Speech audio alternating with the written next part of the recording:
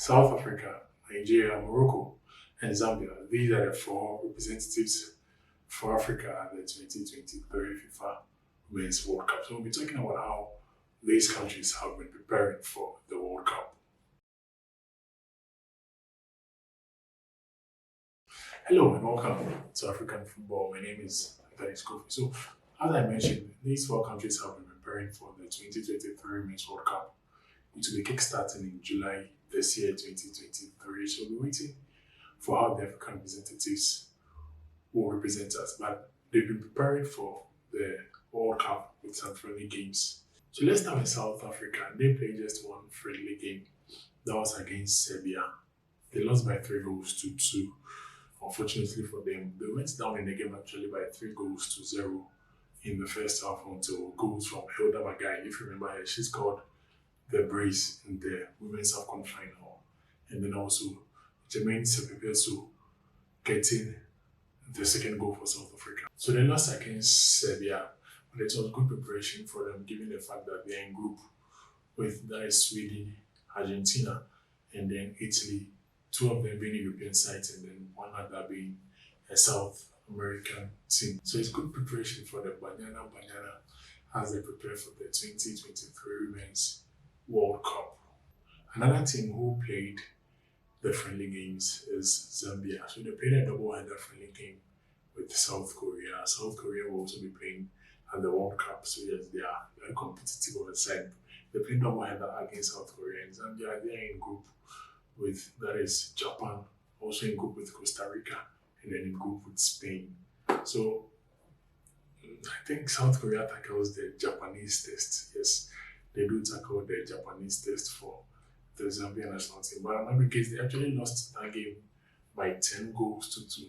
The first friendly game ended 5-2 in favor of South Korea, and the second friendly game also ended 5-0 in favor of South Korea. So 10-2, that was a great scoreline at the end of it. So this is Zambia's first time at the World Cup. They haven't had the experience of playing at the World Cup before. Previously, they played at the Olympic Games. That was in 2021 Olympic Games.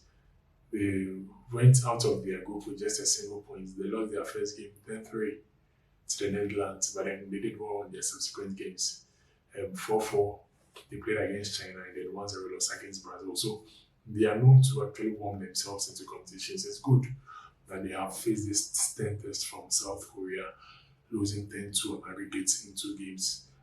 I hope that this does the trick for them in preparing better for the World Cup. But I do have some quality players in their sides, and Barbara Banda needs no introduction on the African continent, and even on the world stage. Also, they do have Rahel Kudinachi. She plays for Madrid CFF, a very good attacker in the India team. So we are hoping that Bruce Mwape, who is the coach of the team, does some magic to prepare them for the World Cup.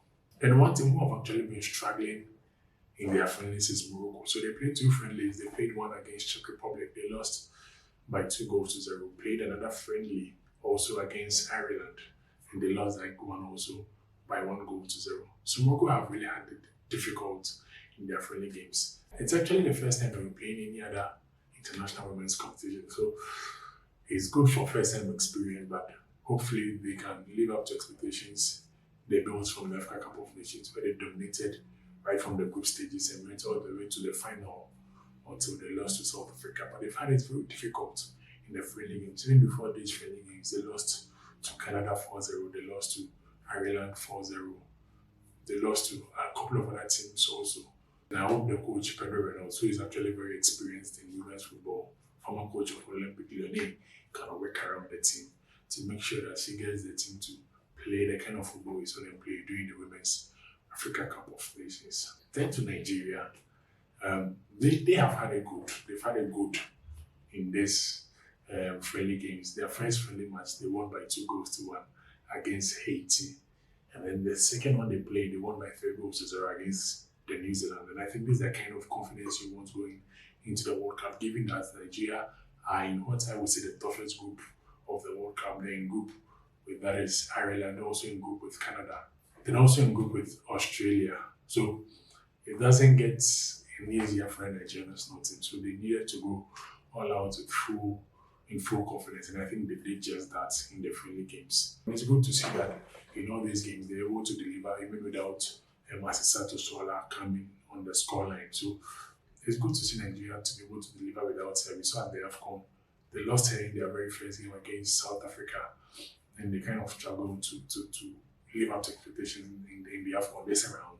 The team has been built in a way that it can even flourish without her getting on the scoreline. It's good for the Nigerian national team. So we hope that they can move on to the World Cup with this same confidence in this same sort of fourth play to dominate on the world stage.